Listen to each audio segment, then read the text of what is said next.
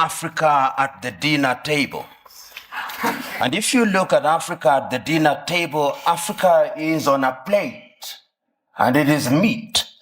And the diners at the dinner table are France, the United Kingdom, the United States, the European Union, the Chinese, and progressively the Arabs. And my second picture is the African hotspots. It's not visible from there. But if you look at Africa today and you make a clean sweep with your mind, there are different conflicts of different intensity in Somalia, in northern Mauritania, in northern Mali, in Central African Republic, Democratic Republic of Congo, Guinea-Bissau, in the Cameroons, in South Sudan, and one can go on and on. And there is a sense in which Africa has always been alive to the question of interference. I will refer this audience, particularly those who are starting, to take time and read the 32 odd speeches that were made in the month of May 1963 by the then heads of states and government of independent African states, the 32 of them. And there are two speeches that I want to isolate for this presentation. One was by David Dacko of Central African Republic. And in thanking Emperor Haile Selassie and Kwame Nkrumah on that day, he said that we must never forget that the colonial power has not left us. We must recognize that he did not go willingly. And if we don't check them, they'll come back again. And what would little Central African Republic do against them? Today, he is right. Today, if we remember the activities of France and how they have propped up the regime of Jean Bedel Bokassa, he was right. Today, as the Honorable Minister has indicated, Africa remains the only continent in the world that is referred to in these terms, Anglophone, to mean that we are a sphere of our erstwhile colonizers. About 2 weeks ago, there was a meeting of the Commonwealth in London, England. And a friend of mine who is an Anglophile sent me the photograph very gleefully, saying this is a meeting of 53 equal states. I told him, no. If it was so, why is it that the leadership of the Commonwealth is hereditary rather than rotational? In other words, in the minds of the British, her former colonies are still under her tutelage. And I want to submit to us that in the minds of what I'll call the conceptual West, they think they have a divine duty to instruct Africans what to do. True. And in the minds of many African leaders, they think that they have a divine duty to accept what they are told. That, in my view, is what the Honorable Minister was talking about, the mindset. And this is something that has been examined. We have seen France and its very pernicious presence in Africa. We know what they did in Burkina Faso against Thomas Sankara.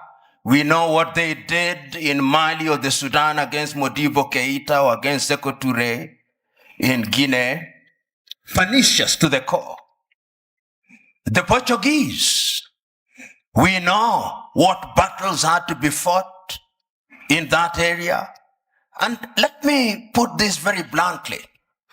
When the former leader of Portugal, Marcelo Caetano, was asked, why can you not allow the colonies to gain independence? This is what he said in substance. As I have examined world history over the years, the following have emerged: that the Caucasians have been responsible for monumental discoveries in the development of man. So have the Chinese, so have the Arabs. But the Africans have been responsible for nothing. They are only fit as hewers of wood and drawers of water. And I want to submit to you who are present here that in the conceptual West's unguarded moments, that is what they think. And that is how they relate to Africa. So the whole idea that they will interfere is something that they think is their God-given duty. I said there were two speeches in 1963 that I wanted to refer to. I referred to David Dako. The second one was the speech by Kwame Nkrumah. And Kwame provided the solution. He did not complain about colonialism. He said, we must live here with one army, with one command. We must live here with one currency. We must live here with one currency, one country. I do not know where its capital will be, but I suggest Leopoldville or Bangui. Other leaders may have their thoughts. Kwame was right, but who listened to him? Several years down the line, and I've said it in my paper, there were coup d'etats which were engineered, there were mutinies which were engineered, and other forms of destabilization. And I want to believe that the person who actually said it very well in the 1980s was the former American President Ronald Reagan. He said, the United States of America does what is in her best interest. And I agree with him. Does Africa do what is in her best interest? Do African leaders do what is in the best interest of Africa? Interference will be there in very blatant and brazen ways and in subtle ways.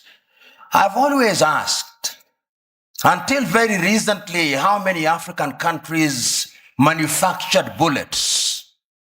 Very few. Until very recently, how many African countries, in fact, how many African countries manufacture jet fighters? How many African countries are involved in the arms industry?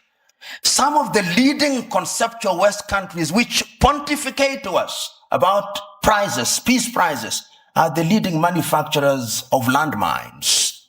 And if you look at their foreign exchange earners, it is the military and security items. So they say with their mouths, what do they not believe in their hearts? In Kiswahili we say, vita vya panzi furaha ya kunguru. That when the locusts are fighting, it is the joy of the hawk. Because when they kill each other, they get the food easily, dead. It is in the best interest, I dare submit, without fear of contradiction, that the elite in the conceptual West does not want Africa to stabilize, despite their assertion to the contrary. And you'll see it in every country because conflict is a major industry. Today, you look at South Sudan and the many peace conferences that are being held. But if you ask who supplies the arms, who provides safe havens, it is the conceptual West. And when I use the term conceptual West, I'm saying that it extends to countries which are geographically not in the West, like Australia or Canada. So I'm submitting in answer to your question, Joe, that interference is there, and it is part, to use this old cliche, of the neo-colonial project. The neo-colonial project requires that Africa must remain within the sphere of influence of these states. Today, if you look at the United Kingdom, which has left Europe, one would have thought that those are their cousins and that they should sit in comfort with them. You will now see their involvement being de-emphasized in Europe and their interest and appetite growing towards the Commonwealth. Because in the Commonwealth, they are the major domos. They'll tell us what to do. In Europe, they have to grapple with the Germans and the French, and they don't like it. That is the unspoken bit of it. The French also are in Europe, but the Germans are too strong and they don't like it. So they want to hold Côte d'Ivoire, Gabon, and tell them what to do. I do not know how many of you saw the press conference that was attended by President Macron of France and Nana Addo of Ghana. And when Nana Addo spoke as an African should, you could see the body language of the French president. How dare this man speak this way? In other words, I'm saying that interference is the mother's milk of European economy. But to answer your second question, they have their own recruits who Professor Philip Nying'ura will be speaking here.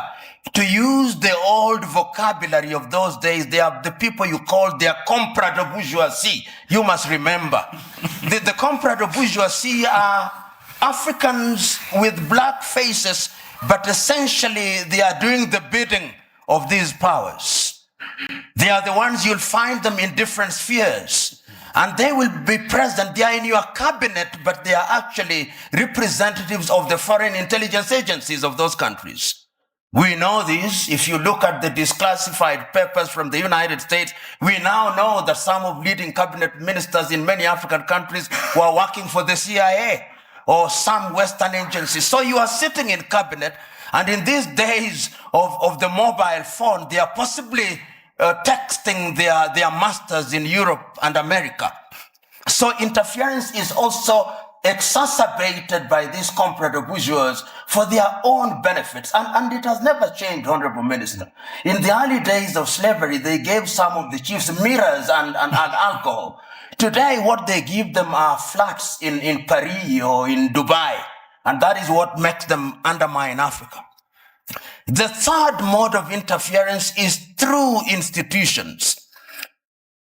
Look at the competition as it is now. There is a new entrant into the market that is called China. China is very subtle.